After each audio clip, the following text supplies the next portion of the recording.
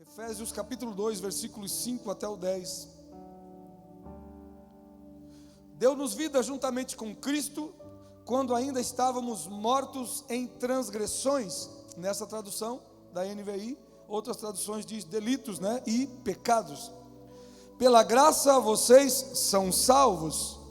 Deus nos ressuscitou com Cristo e com Ele nos fez assentar nos lugares celestiais em Cristo Jesus, para mostrar nas eras que hão de vir a incomparável riqueza de sua graça, demonstrada em sua bondade para conosco em Cristo Jesus. Preste atenção que tudo é em Cristo Jesus, é por Cristo Jesus. Pois vocês são salvos pela graça, por meio da fé, e isso não vem de vocês, nem a graça, nem a fé, é tudo dom de Deus, não por obras, para que ninguém se glorie. Não é pelas obras, mas é para as obras. Preste atenção nisso. A graça, a salvação, anote isso aí, irmão André. A salvação não é pelas obras, mas é para as obras, Joel. Isso é muito claro nesse texto, pastor Wander. Muito claro. Ele diz, não por obras no 9, para que ninguém se glorie, mas no 10, porque somos criação de Deus, realizada em Cristo Jesus, para fazermos boas obras, as quais Deus preparou de antemão, para que nós as praticássemos. Anote o tema desse sermão aí, para você ficar mais feliz, um tema que a gente gosta. Seja feliz andando no que Deus preparou. Seja feliz andando no que Deus já preparou, no que Deus preparou. Esse texto é muito precioso, assim como todo o livro de Efésios. Esse texto nos traz a descrição da igreja, o livro de Efésios nos traz a descrição da igreja como corpo de Cristo. Assim como, por exemplo, Colossenses mostra Cristo como cabeça, Efésios mostra a igreja como corpo. Então ele traz a descrição do corpo místico de Cristo sendo a igreja. Nesse livro de Efésios você vê Paulo unindo os gentios e judeus como um só povo em Deus. Ele ensina os gentios que foram salvos pela graça a não desprezar os judeus, e assim de forma recíproca também. E nos mostra o livro nos mostra muitas verdades poderosas, como por exemplo, nos colocar nas regiões celestiais com Cristo Jesus. Está aqui nesse pequeno trecho que nós lemos. Onde é que nós estamos? Assentados com Cristo nas regiões celestiais. Essa é a diferença de quem crê e quem não crê. É a diferença de quem tem convicção da salvação e quem não tem. Nós não estamos deitados em berço esplêndido. Isso é para o hino nacional, glória a Deus pelo hino nacional. Mas nós estamos em lugar muito acima do berço esplêndido. Nós estamos sentados nas regiões celestiais com Cristo Jesus. Assentados nas regiões celestiais com Cristo Jesus. Este é o lugar que Deus te colocou, presta atenção nisso.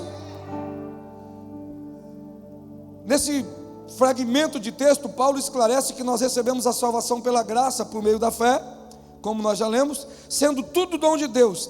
Quando estávamos ainda mortos nos erros e pecados, nós fomos ressuscitados com Cristo, porque estávamos mortos, ressuscitados com Cristo, recebendo a manifestação em nós da bondade do Pai. Ele está mostrando as riquezas da sua glória, pela manifestação em nós da sua bondade. Nós precisamos guardar isso no nosso coração. Eu creio que eu posso tranquilamente aqui interpretar, sem criar doutrina, que no versículo 7, Paulo está descrevendo o que aconteceria através da igreja, porque o livro de Efésios é um livro que nos descreve como igreja, sendo juntos como igreja o corpo de Cristo. E Paulo está dizendo o que aconteceria através da igreja nos tempos que viriam, porque ele há de mostrar nas eras vindouras ou nas eras que virão as riquezas da sua glória. Quanta coisa Deus tem demonstrado, irmãos. As riquezas da sua glória, curas, maravilhas, perdãos, gente sendo sarada, famílias restauradas. As riquezas da glória de Deus se manifestam aí, irmãos. Homens de Deus, mulheres de Deus, pessoas que dão a vida pelos outros. São as riquezas da glória de Deus sendo mostradas. Isso, os tempos que haveriam de vir, na verdade, incluindo o tempo que nós estamos vivendo, e o que ainda virá, mas incluindo o que nós já estamos vivendo. O versículo 7 diz: para mostrar nas eras que hão de vir, como eu estava falando, mas agora lendo o versículo, a incomparável riqueza de sua graça, demonstrada em sua bondade para quem? Para conosco, em Cristo Jesus. Isso é a vocação natural da igreja, pastor Marcelo, pastora Paula. É que em nós seja demonstrada a bondade do Pai, manifestando as riquezas da graça de Deus em cada um de nós. Em cada um de nós, a nossa vocação como igreja, preste atenção, como igreja, irmã Rosângela, a nossa vocação é que a bondade do Pai seja mostrada para nós, ou através de nós, ou em nosso favor, para assim demonstrar todas as riquezas da graça do Pai, da graça de Deus. Mostrar a incomparável riqueza de Deus é a vocação de nós todos como igreja. E aí nós vamos falar um pouquinho sobre isso. Será que as pessoas estão olhando para nós como igreja e estão vendo isso? Será que está estampada em nós a bondade do Pai? Será que está sendo manifestada em nós a incomparável riqueza da sua graça? Porque Paulo diz que é para mostrar a incomparável riqueza. É incomparável, irmãos. Algo que as pessoas olham e falam: isso aí só pode ser Deus. Isso é Deus, não é outra coisa, porque ninguém faz isso. Olhar para a tua vida, para o teu casamento e dizer: só Deus. Só Deus. Olhar para o testemunho de vida, de como éramos e como somos, e dizer: só Deus, esse é poder de Deus, isso é sobrenatural. Esse é o cara que eu conhecia, não pode ser esse aqui. O casamento que eu vi lá atrás não é esse aqui. Não, ninguém acreditava, nem o padre, nem o bispo, nem o pastor, ninguém acreditava. Deus veio e fez. Porque Deus não está preocupado com o que os outros acreditam, Deus está preocupado com a nossa entrega. A aliança de Deus, o link de Deus para fazer em nós, Joel, é a nossa entrega. O quanto nós nos entregamos. Eu quero fazer algumas considerações, especialmente sobre o versículo 10. Tá bom? E a primeira consideração está na segunda parte do versículo, porque daí eu deixo a parte mais gostosa por último, tá? Aqui eu posso contar, irmãos, que ninguém está vendo, tá? Eu escrevi assim, depois eu troquei para ficar mais tranquilo. Então, se você não gostar muito da primeira parte, aguenta aí, porque a segunda parte você vai gostar. Se não gostar, eu devolvo o dinheiro, tá? Que você pagou para assistir a live. Devolvo 4 duplicado. Vamos lá. A primeira consideração que eu quero fazer, anote aí, são só duas. A primeira consideração é: nós temos um propósito bem definido. Eu tinha vontade de comentar com muita coisa do texto, mas nós vamos ficar só com o versículo 10 aqui. É o 10, isso, o 10. Temos um propósito bem definido. Temos um destino, temos algo a fazer. Não é uma missão, Deus tem uma missão, nós temos um trabalho. O nosso trabalho é cumprir a missão de Deus. A missão de Deus é reconciliar toda a humanidade e toda a criação com Ele mesmo, em Cristo Jesus. E nós temos o trabalho de fazer a missão. Por isso a gente fala missão, mas a nossa parte é o trabalho, a missão é de Deus. Deus nos criou em Cristo para um propósito claro: fazemos as boas obras, as quais Deus preparou de antemão, preparou antecipadamente para que nós as praticássemos, ou numa outra linguagem, para que nós andássemos nela, ou nelas. Eu creio que falo isso com muito temor, falo muito em amor, falo para as pessoas que me ouvem, você que vai ouvir essa mensagem depois, talvez você vá ouvir só esse trecho, daí você vai ficar bravo, daí você não vai ouvir mais, então preste atenção nesse trecho. Aleluia, não, você vai ouvir tudo em nome de Jesus. Eu creio que aí está o motivo dos fracassos e das frustrações de tanta gente, e até muitas igrejas locais ou denominações, assim como muitas pessoas que se levantaram com a proposta de fazer a diferença, mas não puderam avançar na boa, agradável e perfeita vontade de Deus, porque não entenderam esse versículo de Efésios, que é o livro chave ali. Tem gente que vive uma vida inteira pregando só em Efésios, de tão bom que é. porque o livro de Efésios não é uma carta, não é uma epístola escrita por causa de um problema, para corrigir alguma coisa. Ele é escrito porque Paulo está desfrutando de algo, e ele está impartindo o seu coração, dizendo das riquezas mesmo, falando de coisas lindas, como Deus fez, como é, quem somos nós, aconselhando os irmãos gentios, convertidos agora, a amarem os irmãos judeus, e sucessivamente ou reciprocamente os judeus amarem os gentios. A maioria das pessoas no cristianismo e muitas igrejas locais ou denominações continuam buscando fórmulas e métodos para o sucesso.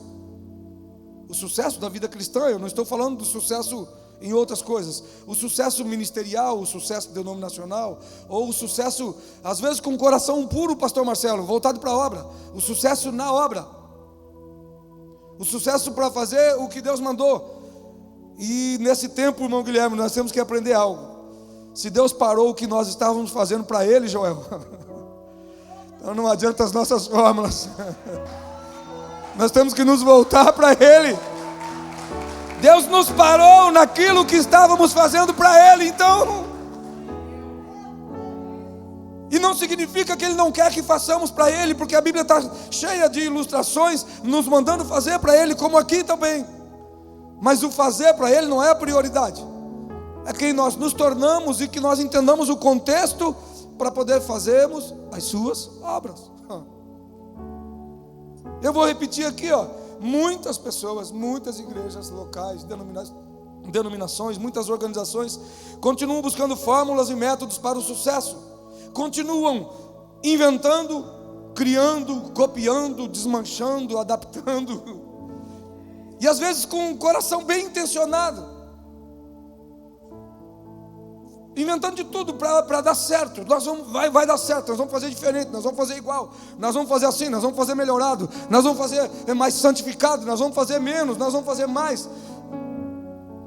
Quando na verdade só uma coisa é necessária. O que, pastor? Fazer boas obras. Fazer boas obras. Quais boas obras? As que já estão preparadas por Deus, para nós praticarmos, para nós andarmos nelas. E é isso que nós vamos falar. Isso vale para cada um de nós como filhos, para que nos manifestemos como filhos, irmã Ângela, conforme Romanos 8,19, para cada um de nós como pessoas, mas vale também para nós como igreja local, como uma congregação, como uma organização viva que expressa o corpo de Cristo. É só uma coisa necessária: fazer as boas obras. Alguns até preocupados em dar certo, em ir além, eles dizem assim: não queremos simplesmente fazer o que todos estão fazendo, não queremos fazer as mesmas coisas. Talvez nós já tenhamos dito isso alguma vez. Nós queremos fazer a diferença, nós queremos avançar, nós queremos, amém, amém, glória a Deus, boas frases, ditas com corações sinceros, mas às vezes falta olhar para um versículo, às vezes falta olhar para duas frases ou para uma frase e ver que Jesus não complicou, Ele simplificou. Nós é que complicamos. Jesus não limitou, nós é que limitamos.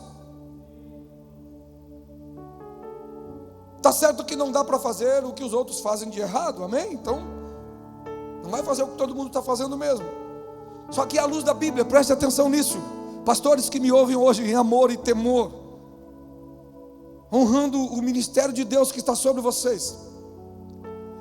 À luz da Bíblia, todos nós, cristãos e igreja, ou como filhos e como igreja, deveríamos na verdade estar fazendo as mesmas coisas. É assim, pastor Wander? Todos nós deveríamos estar fazendo as mesmas coisas. Como assim, pastor, as mesmas coisas? Sim, o chamado da igreja é universal e é o mesmo. Pode mudar a realidade dos lugares, mas o chamado é o mesmo. Fazer o quê? Praticar as boas obras que Deus já deixou preparadas. Para muitos, no entanto, e aqui eu falo com temor e tremor, e falo com responsabilidade, para muitos, no entanto, fazer as obras ou as boas obras que Deus preparou não compensa, não é interessante. Por quê? Porque eles têm seus próprios projetos para cumprir e têm as suas próprias obras para fazer. Falo isso para você, meu amigo que me assiste nesta noite. Deixa Deus tocar o teu coração. Depois você vai orar e ver o que é que Deus está falando para nós. Pastores, pais de família, homens que atendem congregações, igrejas. Eu estou falando aqui daquilo que nos tenta a todos nós, mas nós não podemos ceder a isso. O que nos tenta? Os nossos projetos, os nossos sonhos, as nossas obras. E o que Deus pede é simples, mas é bem definido: as obras dele. Ele não disse apenas praticar boas obras quaisquer. Ele especificou, Joel, praticar boas obras, pastor Wander, mas as quais ele já preparou de antemão. Então nos falta, pastor Marcelo, muitas vezes, irmão Zé Carlos, perguntar: Senhor, qual é a boa obra que o Senhor quer que eu ande nessa semana? Na hora de sair de casa, perguntar: Senhor, qual é a boa obra que o Senhor preparou para hoje, para eu praticar? Às vezes levanta: Senhor, eu vou fazer a tua obra. Mas Jesus: ei, cara, mas que obra você vai fazer? Você não perguntou? Qual a obra que eu preparei para hoje? Você vai visitar o asilo? Você vai dar esmola para o mendigo? Você vai visitar uma casa de recuperação? Você vai no hospital? Você vai pedir perdão? Você vai ajudar alguém? O que você vai fazer? Oh, Jesus! Não, hoje eu levantei porque hoje eu tenho que ir lá na igreja cuidar lá, porque tem um monte de coisa para fazer. Amém, mas talvez não é essa obra que Deus preparou para hoje. Ou talvez nessa não foi para você hoje, é para outro irmão.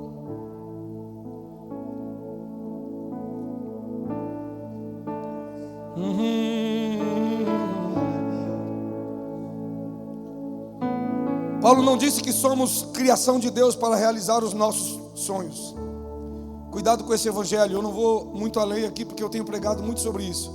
Cuidado com esse evangelho que fala dos teus sonhos. Não é pecado ter sonhos, sonhe mesmo. Deus tem prazer em te fazer realizar os teus sonhos, amém? Mas depois que os teus sonhos são colocados nele. Todo sonho que passa pelo processo de morte e ressurreição em Cristo já está na bênção. Todo sonho que ainda é egoísta, que não passou pelo processo de morte e ressurreição. Tudo na Bíblia, irmão, você que está em casa, tudo na Bíblia. Todos os homens de Deus passaram pelo processo de morte e ressurreição, todos. Paulo, Jesus, Moisés, qualquer um que você pegar. Eu não estou falando de morte física, mas de tudo que eles eram. Então sonhe mesmo, não tem problema. Mas Deus não nos chamou para realizar os nossos sonhos. Ele também não disse que somos criação de Deus para colocar o nosso nome na história. O nome da história já estava lá desde antes da fundação do mundo. O nome da história já estava lá: Jesus, Jesus. Esse é o nome. Nós não fomos criados para colocar nenhum nome, nem o meu nome, nem o seu, nem o nome da minha denominação, nem da sua denominação, nem do meu jeito de ser, nem do seu jeito. O único nome que precisa ser levantado na história todos os dias: Jesus, Jesus, Yeshua HaMashiach, o que foi morto e reviveu, o que era antes de tudo e continuará sendo sempre, porque Ele é Deus.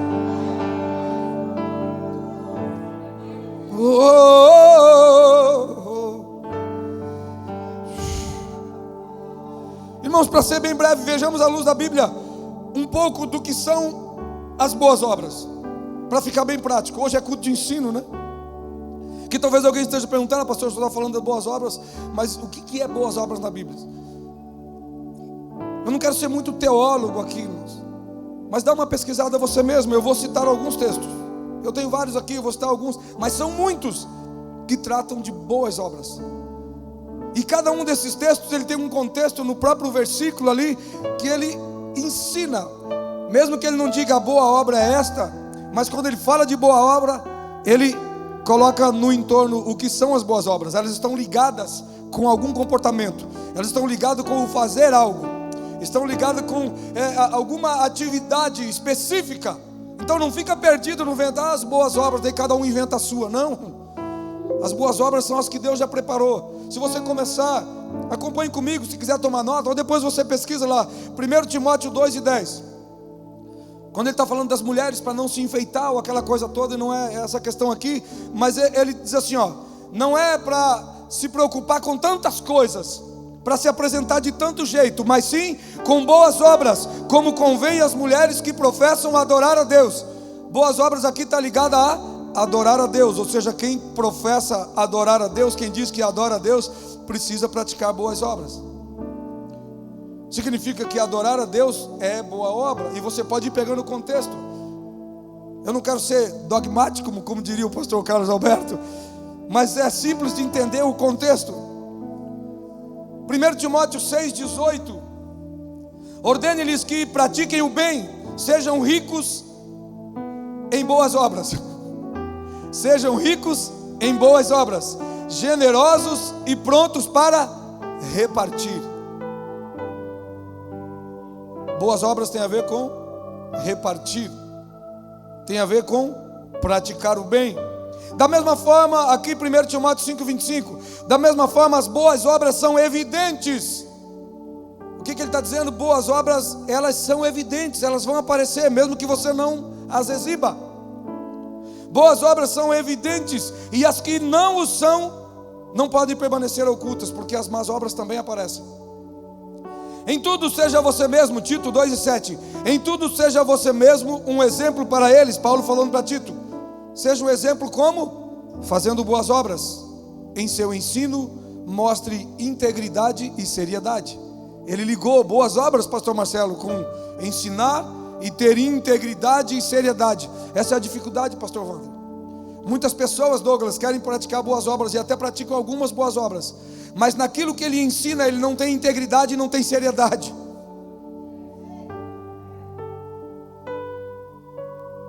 E aí cai por terra todo o ensino, cai por terra todas as boas obras de outras coisas. Por exemplo, se dá uma esmola, se atende alguém, mas naquilo que ele está ensinando, ou uma vida de pecado, a gente poderia falar muito disso, mas eu sei que o Espírito Santo vai mostrando no entendimento de cada um aí.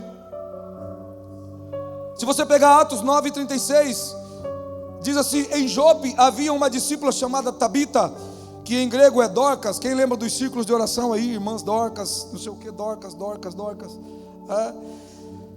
Essa irmã Tabita, que em grego é Dorcas, que se dedicava a praticar boas obras e dar esmolas. Quem pratica boas obras, dá esmolas. Claro que aqui ele não está dizendo que é a mesma coisa, mas ele está vinculando. Acho que a Dorcas que era costureira, né? Tito 3,14: quanto aos nossos, que aprendam a dedicar-se à prática de boas obras, a fim de que supram as necessidades diárias e não sejam improdutivos. Aqui ele está falando das boas obras que se pratica para que a si mesmo se supra as suas necessidades e que seja alguém que produz. Então, se alguém é improdutivo, não faz nada, uma filha de 13, 14 anos, 12 que não lava a louça, já não tem boas obras. Credo, pastor? Não, só para dar um exemplo. A Sara está aí, ó, Sarinha. Sara lava, eu sei. Aí, ó, a Marcela também está ali, ó. Alana, você lava a louça, filha. Improdutivo. A Bíblia diz que quem não trabalha é bom que não coma.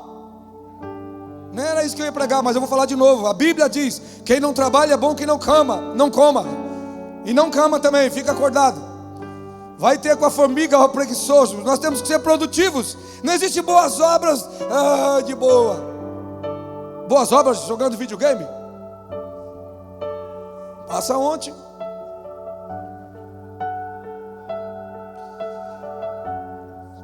Vocês gostam, né? João 10,32.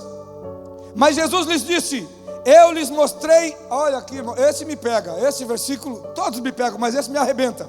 Jesus diz: eu lhes mostrei muitas boas obras da parte do Pai. Por qual delas vocês querem me apedrejar? Muitas boas obras da parte do Pai. E as pessoas vão querer te apedrejar por causa de boas obras. Se a Jesus era assim, a nós também é. 1 Timóteo 5,10. E seja bem conhecida por suas boas obras, tais como criar filhos, ser hospitaleira, lavar os pés dos santos, socorrer os atribulados e dedicar-se a todo tipo de boa obra. Olha só, irmão, uma descrição. O que é boa boas obras, ser hospitaleiro, cuidar das pessoas, atender as pessoas, cuidar de filhos, criar filhos, tudo isso é boas obras. E as pessoas ficam procurando uma magia de boa obra lá. Dá uma espada de guerreiro aí, que eu quero entrar numa guerra espiritual de boas obras. A maior batalha espiritual é dentro de casa, irmão.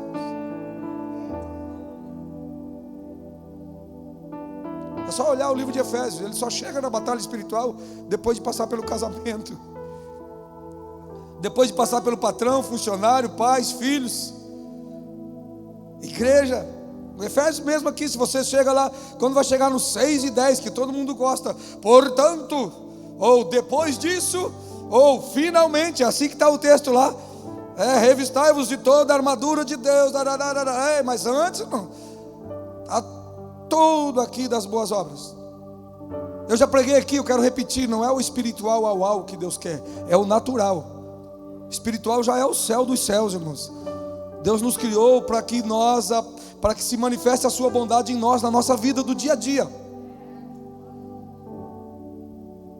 Boas obras só pregando. Mas pregar não é uma boa obra, pastor? Claro que é. Mas só pregar é muito pouco. Ainda mais se pregar e não praticar. Daí. Terminando aqui, 1 de Pedro 2,12. Vivam entre os pagãos de maneira exemplar, ou seja, vivam entre os ímpios de maneira exemplar, para que naquilo que eles os acusem de praticarem o mal, observem as boas obras que vocês praticam e glorifiquem a Deus no dia da sua intervenção. Para que os ímpios tenham que glorificar a Deus pelas suas boas obras.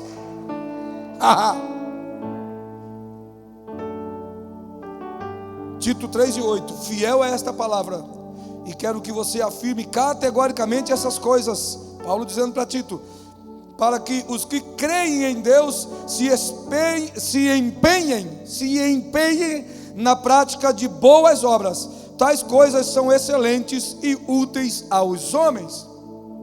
Tem muita coisa que as pessoas estão fazendo que não são úteis, irmãos. Não são excelentes. Nós ficaríamos muito tempo aqui mostrando referências bíblicas que nos ensinam o que são as boas obras, de acordo com o seu contexto. Mas eu quero apenas, para a gente aplicar direto para nós, lembrar que é necessário nos dedicar a essas práticas, porque de nada adianta saber, pregar, fazer discursos, ensinar os outros e não praticar, não fazer as boas obras.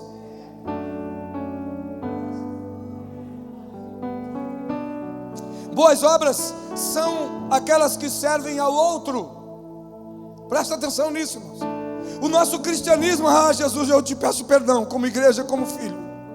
Nós vivemos um cristianismo que falta chegar no lugar. Eu estou falando do nosso cristianismo, não estou falando da igreja, estou falando do nosso cristianismo, a nossa prática de vida. Um cristianismo que cai para uma ideologia, cai para outra ideologia, cai para uma ideia, cai para outra ideia, vira para cá, vira para lá, brigam uns com o outro, sabe por quê? Porque não entenderam que cristianismo é a prática de boas obras, é socorrer o órfão e a viúva. Cristianismo é perdoar, cristianismo é servir ao outro. Boas obras é servir ao outro, é servir ao pobre, é ser útil ao necessitado. Boas obras não é enriquecer e construir status e carreira às custas daqueles que creram no Evangelho. Digo isso com temor e tremor, mas eu repito, boas obras não é um pastor como eu ou como outro qualquer construir um status e uma carreira e se dar bem às custas daqueles que creem no Evangelho que é poderoso. Boas obras é ser útil. Se eu não for útil para o outro, a minha obra não serve para nada, o meu Evangelho não serve para nada. Se famílias não estão sendo beneficiadas pela minha vida, se famílias não estão sendo saradas pela igreja, a igreja fracassou. Ei, não são as famílias que vivem para a igreja, é a igreja que serve as famílias. Porque a igreja tem o poder e ela sara as famílias, e aí a família sara a sociedade.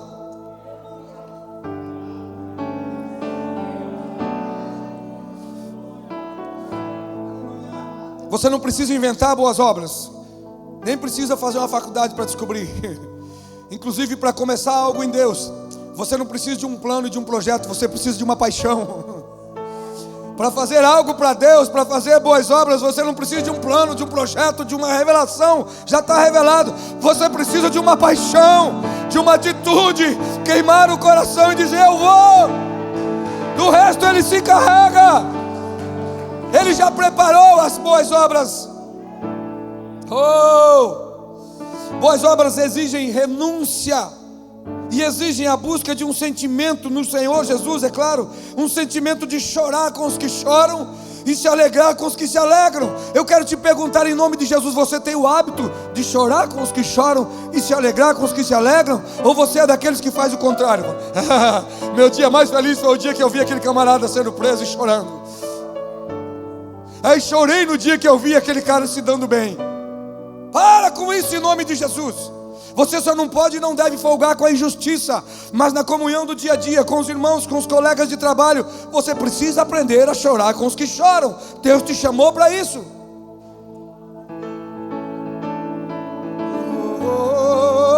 E se alegrar com os que se alegram.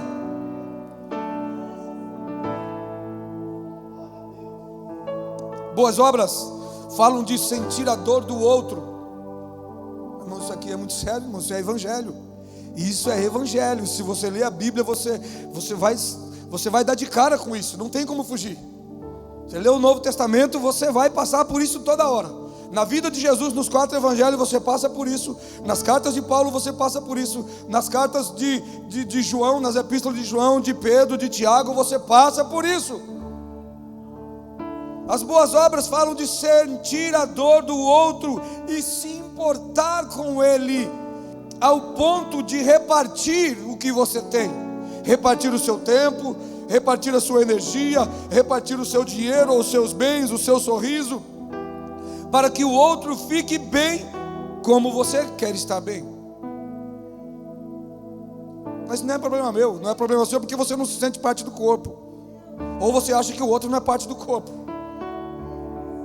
Não, mas eu estou falando de alguém que não é da igreja, pastor, ele não é do corpo. Pois é, mas você tem que olhar o eterno nele. Você tem que enxergar ali um salvo, porque se você não enxerga ali um salvo, como é que você enxerga em você um salvo? Ou você se acha melhor do que ele?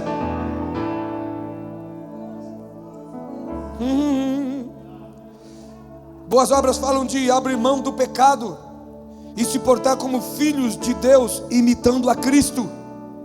Eu vou repetir, irmãos, porque o evangelho confronta o pecado também. Boas obras falam de abrir mão do pecado e se portar como filhos de Deus, imitando a Cristo. Aí você pode sonhar, pode ter certeza que realmente a tua vitória vem, e ela vem todos os dias, ok? Se não vier um dia, vem no outro, de acordo com o propósito de Deus. A resolução do problema vem, a calmaria vem, o tempo de refrigério vem, o tempo de alegria vem. O Senhor está preparando, amém? Tudo isso é verdade, Ele tem prazer em fazer isso. Mas você precisa ser parceiro nessa história. Cooperadores de Deus, cooperadores com Deus. Qualquer igreja que não esteja enganjada em obras sociais, realmente se importando com as necessidades de todo o povo, irmãos, eu falo em todo aspecto, realmente se importando com a necessidade de todo o povo, não expressa o corpo de Cristo. Qualquer organização local que não se importe com a necessidade do povo como um todo, ok? Ela não consegue expressar o corpo de Cristo. Escute isso, e eu já vou para a próxima consideração para a gente terminar. Escute isso, anote isso. As boas obras que praticamos valem sempre mais que as boas mensagens que pregamos. Anota isso, irmão André, porque é o Espírito Santo que desce do céu essas coisas. É bíblico isso. As boas obras que praticamos valem sempre mais do que as boas mensagens que pregamos. No dia do tribunal de Cristo, está escrito lá, irmão, 2 Coríntios 5:10. Todos nós, né, pastora Paula, vamos comparecer diante do tribunal de Cristo para receber o galardão, segundo o quê? As obras que praticamos, não as mensagens que pregamos, ou os discursos que fizemos. O julgamento é pelas obras, irmãos.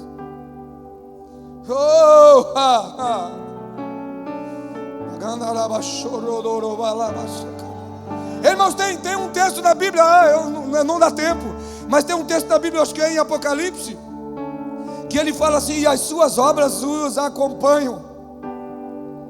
Para os santos, as suas obras os acompanham. Eu me lembro quando eu vou, o Espírito Santo me trouxe isso agora, eu preciso compartilhar. Quando o pastor Baiano partiu para a eternidade, nos deixou aqui com corações rasgados. Em seguida, acho que alguns dias depois, o Charles, aquele menino, aquele artista que esteve aqui, ele fez um desenho tão lindo. Foi a pedido de alguns irmãos aí, ele fez um desenho tão lindo, muito bem feito, de o pastor Baiano sendo recebido por Cristo, nos braços de Cristo. Quem não viu isso, peça aí que os irmãos têm para mostrar. E junto com ele estava a maletinha de ferramentas. E eu olhei aquilo e falei: meu Deus, eu acho que talvez o Charles nem pensou tudo isso, mas o Espírito Santo direcionou ele para isso. Sabe por quê? As boas obras vão conosco, irmão Guilherme. As nossas obras nos acompanham. Preste atenção no que você está fazendo. As minhas pregações não vão me acompanhar. O quanto eu sei, eu deixo de saber, não vai me acompanhar. O meu status não vai me acompanhar. O nome que eu construí na terra não vai me acompanhar. O dinheiro, as casas não vão me acompanhar. Mas as boas obras vão junto. Porque Ele é justo. E se Ele nos criou nele para as boas obras, Elisete, como que Ele deixaria as boas obras de fora? Se é para isso que Ele nos criou. Ah, pastores, amigos meus, nos voltemos para isso. Ensinemos a igreja a praticar boas obras. Ensinemos os irmãos a praticarem boas obras, começando nas suas casas. Um esposo que ajuda a esposa, uma esposa que trata bem o esposo, filhos que honram o pai, que ajudam os pais, pais que cuidam dos filhos. Comece ali. A mensagem que os cristãos precisam ouvir não é mais a mensagem de autoajuda, de ânimo, a mensagem de massagear o ego. Eles precisam ouvir a mensagem do Evangelho que nos conduz à prática das boas obras. Hebreus 10:24 diz assim: e consideremos-nos uns aos outros para incentivar-nos ao amor e às boas obras. Se a gente fosse centralizar o Evangelho então em duas coisas: amor e boas obras. Amor e boas obras. Ame e pratique boas obras. E aí eu quero fazer a segunda consideração, que na verdade eu acho mais gloriosa ainda, é a primeira parte do versículo. Anote aí, primeira parte do versículo 10. Como igreja, nós somos a obra-prima de Deus. Como igreja, somos a obra-prima de Deus. Versículo 10: porque somos criação de Deus, realizada em Cristo Jesus. Jesus é o Filho unigênito do Pai. Somente quando Ele é unigênito, ok? O único. Somente quando Ele nos inclui nele pela morte de cruz, ou quando Ele nos atrai na cruz, lá de João 12:32, é que Ele passa a ser o primogênito de muitos. Jesus é Deus, e todas as coisas foram feitas por Ele. João 1, do 1 ao 3, se você quiser conferir isso. Sendo criação de Deus, nós no caso, somos criação de Deus realizada em Cristo Jesus. Podemos dizer tranquilamente que nós somos a sua obra-prima. Aleluia! Nós somos a sua obra-prima. Talvez alguém pode dizer assim: não, a obra-prima do Pai é Jesus. Não, Jesus não é a obra-prima do Pai, porque Jesus é Deus. Jesus coexiste como Deus, com o Pai e o Espírito desde a eternidade. Ele fez todas as coisas, Ele nos criou. Nós fomos criados nele, pelo Pai, mas nele, em Cristo. Nós nascemos ali, da cruz de Cristo, como igreja inclusive. Por isso que eu disse como igreja. Antes de animar você a saltar de alegria por ser uma obra-prima de Deus, e eu quero fazer isso, eu preciso lembrar que eu disse como igreja. Não é de qualquer jeito. Desigrejado não é obra-prima. Quem joga pedra na igreja não é obra-prima de Deus. É inimigo da cruz, inimigo de Jesus, inimigo de noivo. Quem fala mal da igreja não é obra-prima. Quem abandona a igreja não é obra-prima. Ah, pastor, porque a gente está falando da obra-prima, da feitura de Deus para as boas obras, e é como igreja, porque Efésios inteiro descreve a igreja. Eu não estou falando da graça salvífica, ele já tratou da graça que salvou antes. Depois ele vai falar do nosso propósito bem definido, que é para as boas obras. E é aí que nós somos obra-prima, pastor Edla. A obra-prima de Deus para as boas obras, para um propósito, Rafael.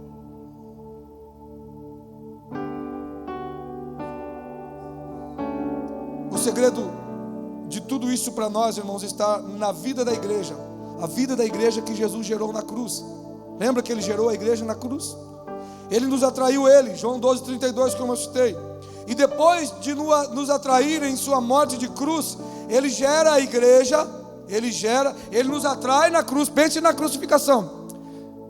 Ele diz: mas eu, quando for levantado da terra, a todos atrairei a mim mesmo, Guilherme. Dizia isso falando de que tipo de morte Ele haveria de morrer. Ele nos atrai na cruz, Ele morre, nós morremos com Ele. E quando Ele morre, verte do seu lado sangue e água. Dali brota a igreja. Primeiro Ele nos atrai, depois Ele constitui, ou Ele gera a igreja, composta por quem? Por nós, você e eu. Por isso nós somos obra-prima, porque a obra-prima de Deus é a igreja. A obra-prima de Deus não é o pregador. A obra-prima de Deus não são as coisas que eu posso fazer para Ele. A obra-prima de Deus é a igreja. Pastor, prova para mim. Eu não preciso provar, é só ler a Bíblia. Deus tinha um mistério, o mistério era Cristo. Cristo tinha um mistério, o mistério é a igreja. E a igreja tem um mistério, o mistério é a Nova Jerusalém. Aí um dia a gente fala disso. Ei, Jesus! Você consegue ver a grandiosidade disso? Por isso, obra-prima é sobre a igreja que Jesus fala para Pedro: as portas do inferno não prevalecerão contra ela. Eu vim só para gerá-la. Aí eu vou deixar aqui aqueles que são a própria igreja para edificá-la, ou para compô-la, porque eu vou edificá-la. E eles, como igreja, estarão estabelecendo o reino que eu implantei, porque um dia eu vou voltar e vou manifestar esse reino. É a manifestação de tudo que Deus tem. Escute, é pela igreja que Jesus é apaixonado. Talvez alguém está dizendo assim: não, Jesus disse que as portas do inferno não podem prevalecer contra mim. É contra a igreja. Se você é a igreja, as portas do inferno não podem prevalecer contra você. Agora, se você pensa que é dono da igreja, daí você não está guardado nisso. Se você acha que é maior que a igreja, não pode. É pela igreja que Jesus é apaixonado. A igreja jamais poderá ser aprimorada. Escute isso: a igreja jamais poderá ser aprimorada. Nós estamos sendo aperfeiçoados em Cristo. A igreja já é perfeita. Como assim, pastor? A igreja já é perfeita, irmão. Olhe para a Bíblia. É assim que Jesus a descreve em Cantares de Salomão: voz suave, rosto agradável. A igreja é perfeita. Quem acha defeito na igreja é porque está com problema de visão, é porque não tem os olhos de Cristo. Alegre-se por fazer parte da igreja, irmãos, e corresponda a isso em nome de Jesus. Preste atenção: alegre-se por fazer parte da igreja e corresponda a isso em nome de Jesus. Deus não deu uma igreja só para você cuidar. Deus deu uma igreja para você ser igreja, fazer parte desta igreja. A igreja é dele. A igreja é o que de melhor Deus criou. A igreja, irmãos, é o que de melhor Deus criou. É só olhar a sequência que eu falei antes. Deus tinha um mistério, o mistério de Deus era Cristo. Tudo isso está na Bíblia. Cristo tinha um mistério, ele foi revelado, é a igreja. E ainda tem gente que não valoriza a igreja, põe defeito na igreja. Escute, se você procura algo melhor que a igreja, se você procura algo melhor que a igreja, você está vivendo um engano tolo. Deixa de ser tolo, para usar uma palavra suave. Você não vai encontrar. Não, mas eu já fui na igreja. Não.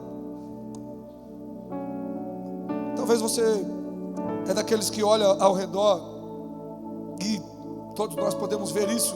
Você olha ao redor e vê falha em toda parte. Então você pergunta assim: meu Deus, para onde vai a igreja? Eu te respondo: a igreja não vai para lugar algum. A igreja não vai para lugar algum, porque a igreja já chegou ao seu destino. A igreja já chegou ao seu destino. Falta-nos os olhos de Cristo para vê-la como ela é. Falta-nos os olhos de Cristo para vê-la como ela é. A igreja já chegou ao seu destino. A igreja já é completa em Cristo Jesus. Nós podemos olhar agora e ver a igreja.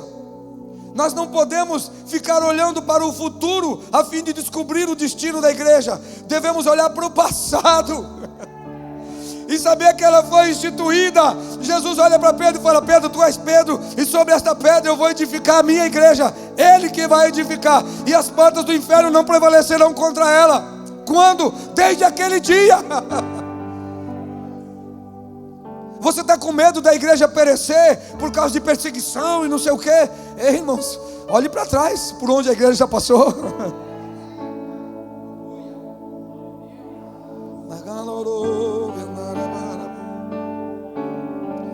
Preste atenção, Deus já atingiu a sua meta em Cristo antes da fundação do mundo. Já estava tudo consumado. A Bíblia diz: o cordeiro que foi imolado desde antes da fundação do mundo. Se alimente disso, dessa verdade eterna. Se o cordeiro foi imolado desde antes da fundação do mundo, ei, já tinha acontecido quando Jesus diz: Pai, em tuas mãos entrego o meu espírito, tetelestai, está consumado. A igreja foi gerada, a igreja é vitoriosa. A igreja não pode ser vencida. Creia na igreja, acredite na igreja, entregue-se à igreja, ajude a igreja, fale bem da igreja. E quando alguém contestar, falando de pessoas, fala: ei, pessoas têm problemas, mas a igreja é perfeita, porque ela é a noiva do amado. Deixa eu te falar algo. Tem gente que fala assim: não, a igreja ainda vai dar certo. Não, irmãos, a igreja não vai dar certo. A igreja é o certo. Não é nem já deu certo, a igreja é o certo. Agora note isso, a questão crucial para nós não é aperfeiçoar a igreja, é ser igreja. Tem muita gente, irmão Guilherme, tentando escrever livros, pregar mensagens, fazer estudos, pastor Wander, para aperfeiçoar a igreja. Estamos trabalhando para aperfeiçoar a igreja. Pare! A nossa função, a nossa questão não é trabalhar para aperfeiçoar a igreja, mas sim é ser igreja, irmão Júnior. É isso que Ele requer de nós, que sejamos igreja, Alan. Como, pastor? Praticando as boas obras.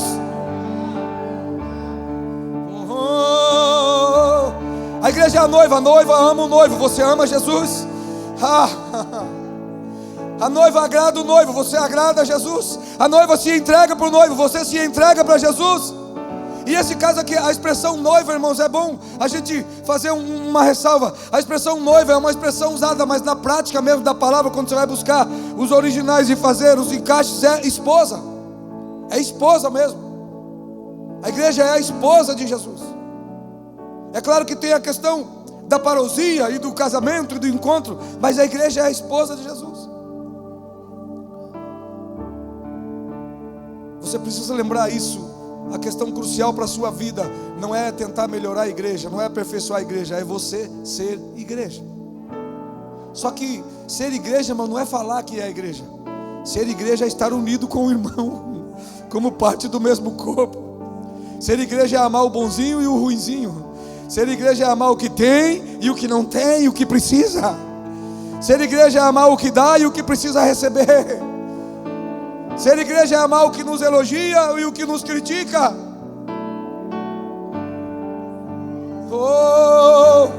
À medida que nós prosseguimos em Cristo, à luz desse fato eterno, entendendo isso, que Ele já consumou a sua obra. E eu disse aqui, irmãos, cordeiro morto desde a fundação do mundo.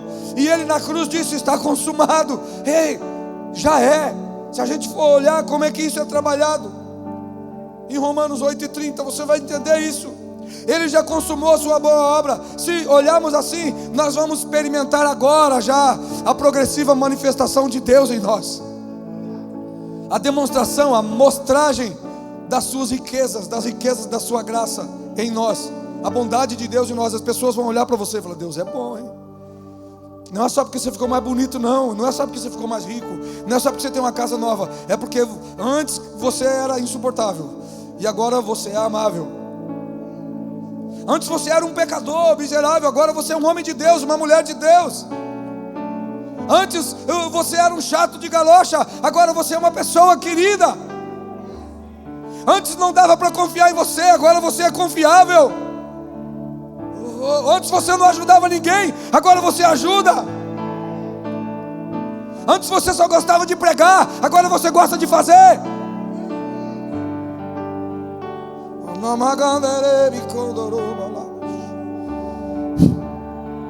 Oh Jesus, eu faço isso com tanta responsabilidade, Senhor, com tanto temor.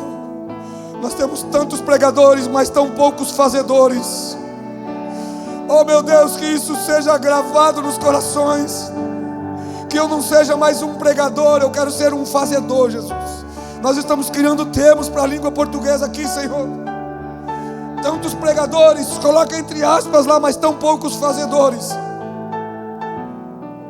Em Romanos 8:30 fica claro isso. Essa questão do tempo aí para Deus não é problema.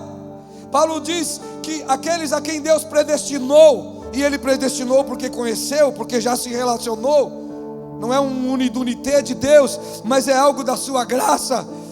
Ele é transcendental, Ele transcendeu o tempo e Ele nos conheceu. Por isso Ele predestinou a estes. Olha como é para Deus, olha o que é a igreja. A estes Ele também chamou. Você não se sente chamado? Aleluia, então você faz parte da igreja, porque Ele te conheceu e por isso te predestinou. E Ele chamou, e Ele justificou. Justificou como? Se eu sou um pecador miserável, justificou na morte de Cristo. Eu não faço parte da igreja porque sou bom. Eu faço parte da igreja porque Ele me atraiu, me chamou, me predestinou, me justificou. Mas aquele tem uma história. A minha história não conta. O que conta é a cruz de Cristo em mim. Interessante porque ele termina assim: e a estes glorificou. Mas nós sabemos que glorificou é futuro ainda. Só que para Deus já é. Já é. Você já está glorificado em Cristo Jesus como igreja. Por quê? Porque todos os seus já foram glorificados. Para Deus já é. Esse é o tempo verbal de Deus. O eu sou me mandou. O eu sou te enviou.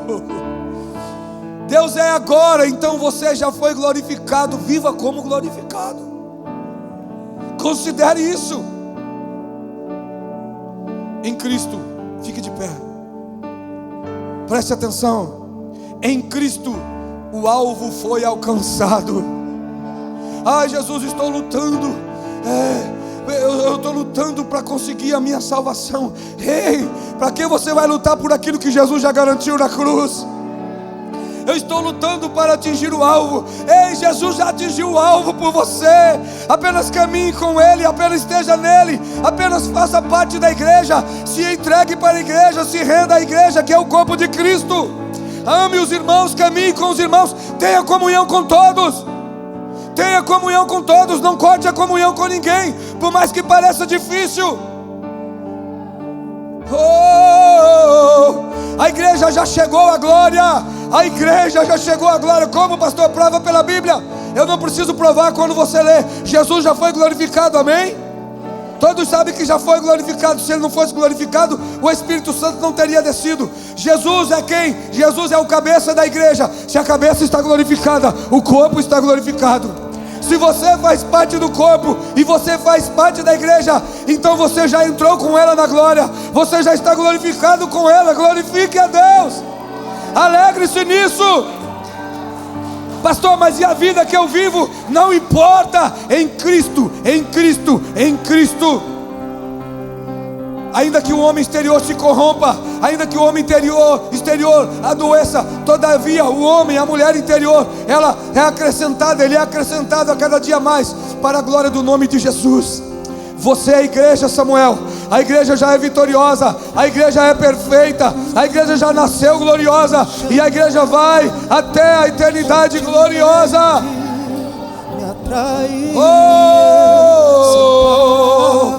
Isso, cante, cante, cante. Amigos, irmãos, pastores, voltemos-nos ao evangelho puro e simples do Cristo que morreu e ressuscitou por nós. Se tornou o cabeça da igreja gloriosa.